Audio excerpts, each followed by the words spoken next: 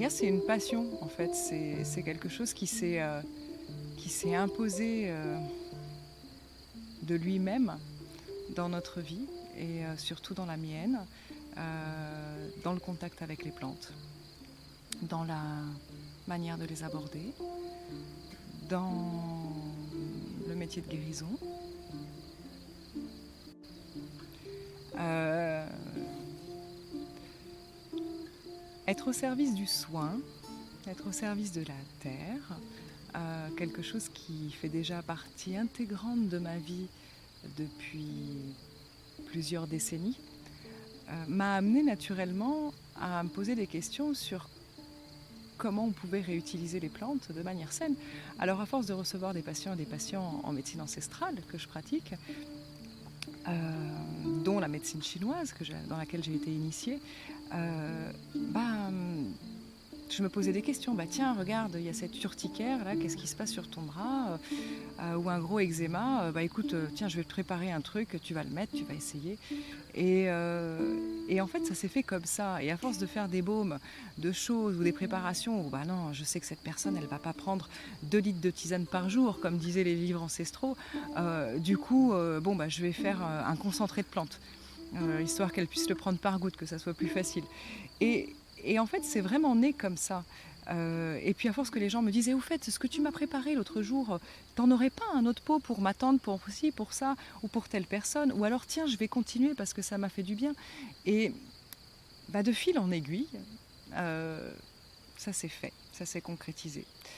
Un jour, j'ai eu l'opportunité d'homologuer ces produits-là, donc tout de suite, j'ai été vers une homologation d'agriculture biologique, nature et progrès, c'est-à-dire plus que bio.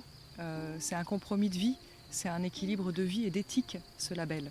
C'est pas juste on fait un chèque de 500 euros pour un organisme AB et on sait qu'on est dans les mêmes lignes et les grandes lignes de la grande industrie. Nature et progrès, ça ne se dirige pas à ces gens-là. Euh, on vient chercher quelque chose de profond derrière, quelque chose d'humain. Et pour nous, ça a été tout de suite évident, en fait, que c'était déjà comment on fonctionnait. Donc, actuellement, j'utilise à peu près 70 plantes diverses et variées, une partie qui sont sauvages, donc de notre coin, vraiment qu'on trouve ici au coin de chez nous. Et pour utiliser ces plantes sauvages, en fait, on a dû répertorier et justifier, cartographier et aller vérifier sur place avec les organismes certificateurs que ces zones étaient complètement libres de contaminants directs, de champs cultivés ou quoi que ce soit. Donc c'est des zones de bois, on a la chance d'être au pied d'un grand bois avec des clairières à l'intérieur, donc on sait que la qualité de ce qui respire dedans est saine au maximum de ce qu'on puisse faire. Le reste, on le cultive nous. On a nos zones de culture qui s'étendent un petit peu, mais en fait, au milieu de nos plantes, il y a tout notre potager, tout grandit ensemble. On aime voir ça, quoi. C'est pas des grosses zones de culture. D'ailleurs, on se dirige pas à un marché national. On se dirige pas à une grande expansion économique. On se dirige à une prospérité, mais pas à quelque chose relié à de l'argent. Pour moi, c'est important que ça reste à ma taille, que ça reste à taille humaine, euh, que ça soit pas quelque chose qui soit divulgué et propagé. Ce qui doit être divulgué et propagé, c'est la manière saine de se soigner, de manger, de vivre, pas d'extraire de la nature des propriétés, etc. Les gens doivent réapprendre à faire, en fait. Donc ça, c'est petit à petit. Voilà. Nous, on propose une voie. On le fait avec tout notre cœur, toute notre âme. Et ça se sent dans les produits. Produits qui pourrissent pas, qui rancissent pas. Même si les labos ne comprenaient pas pourquoi mes baumes devraient rancir après 3-4 ans, au moins. Bah non, ça rancit pas. Donc il y a quelque chose qui se passe. On a réalisé nous-mêmes un petit laboratoire pour pouvoir transformer nos produits. Donc un laboratoire qui est homologué aux normes sanitaires en vigueur pour notre activité. qui nous permet de ne pas avoir à tout déplacer, parce que les premières années, il a fallu aller réaliser nos produits dans d'autres laboratoires, donc autour, mais bon, du coup, ça veut dire transporter des pots énormes, en verre, transporter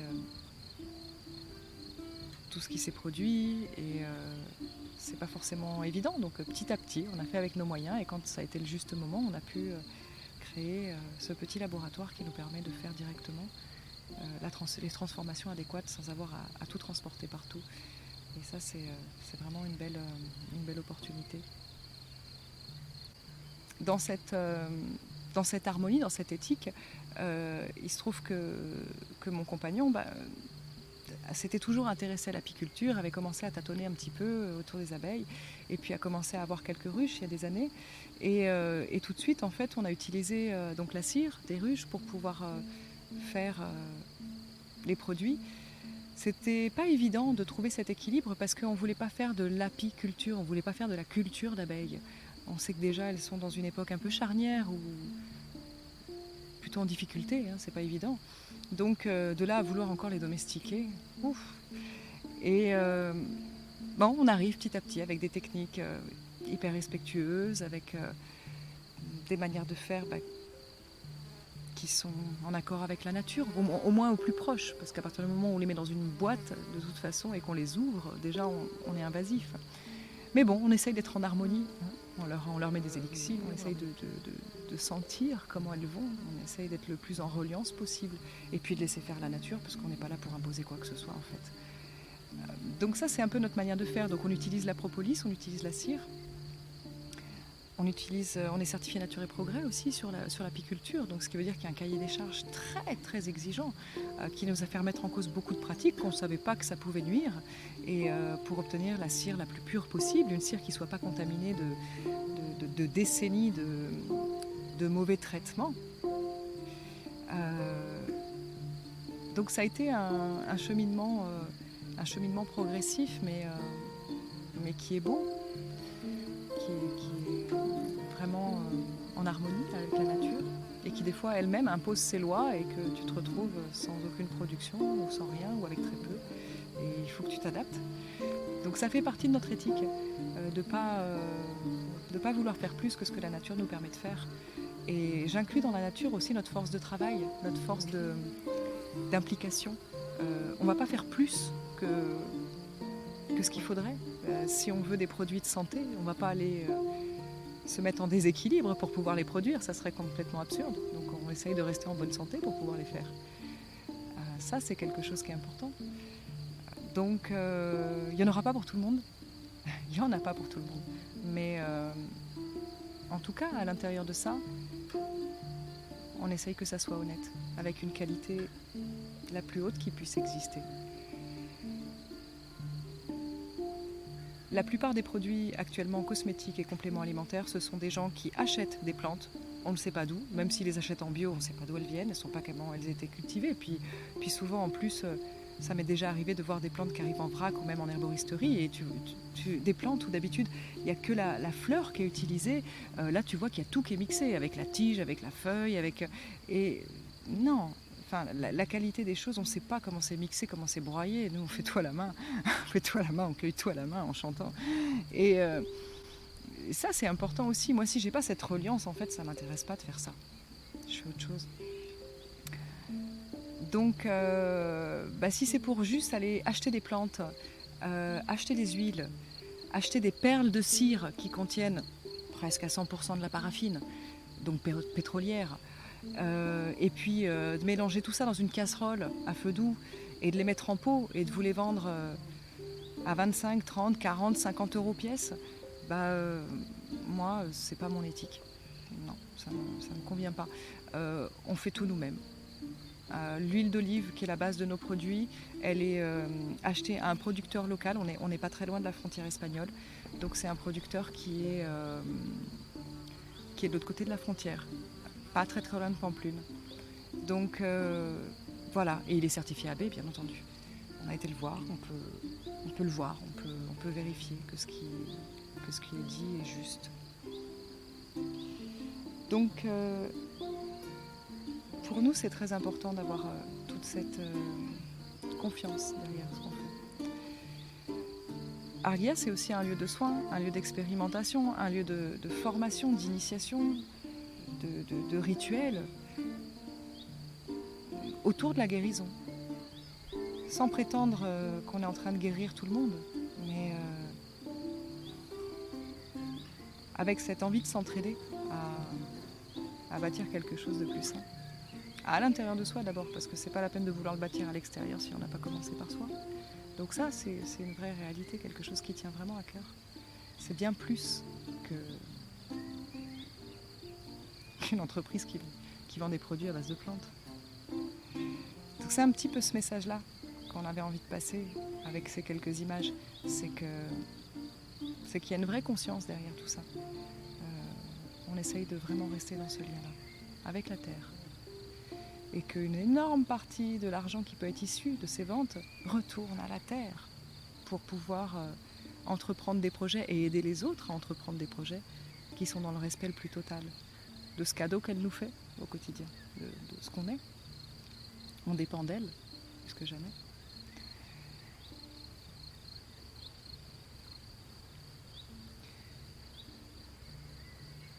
Argia, ça se dit Argia.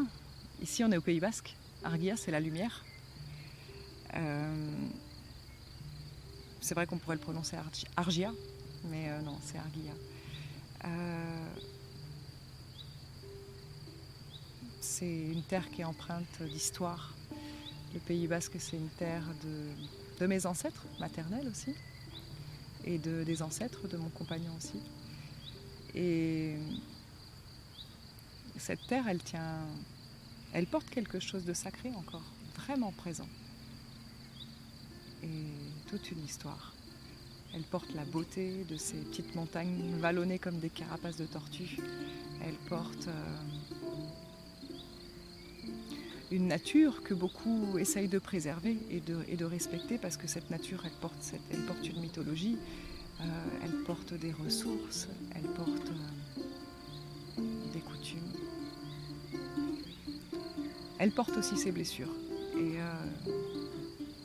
Et année après année, elles sont pensées, guéries, cicatrisées. Donc ça, c'est une chose aussi qui se passe ici et on aime sentir cette vibration-là. C'est une terre qui est riche, qui est abondante, où l'équilibre de l'eau et du soleil est présente. Donc ça se ressent dans la nature. Comme on dit ici, c'est pas vert pour rien. Il y a un petit peu d'eau aussi.